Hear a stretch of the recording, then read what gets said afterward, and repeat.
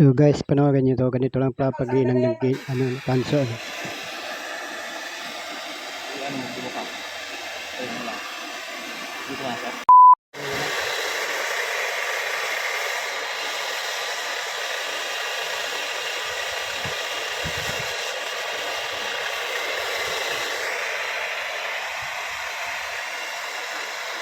Yung maganda pang sa panglitsod ng manok.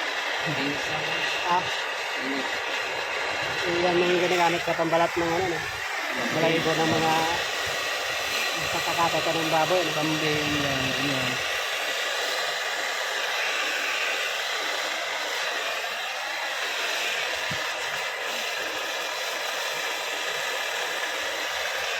Sigurado walang leak yan.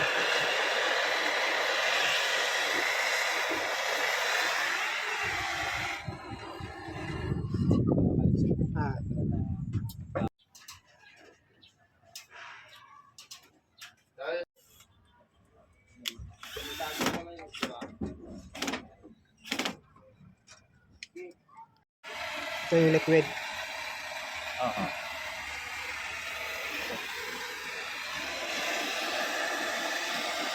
Ano mo, di mo pa?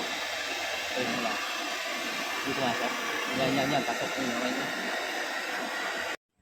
Yan monthly niya, kaya? So guys, ito yung part 1 na pag set up ng yung pagkabit ng split type na aircon. So siyempre gagawa muna tayo ng yung butas para malusot yung dadaanan ng tubo papunta doon sa kwarto. So dito tawag dito yung form na yan, yung balot sa cancel para hindi maglalabas yung moist yung lamig. Rubber insulation yan, para hindi mag-moist. Balot na kulay itim yan ang mga protection sa tanso para hindi mag-moist siya. So yan yung apang pinapasok nila yan sa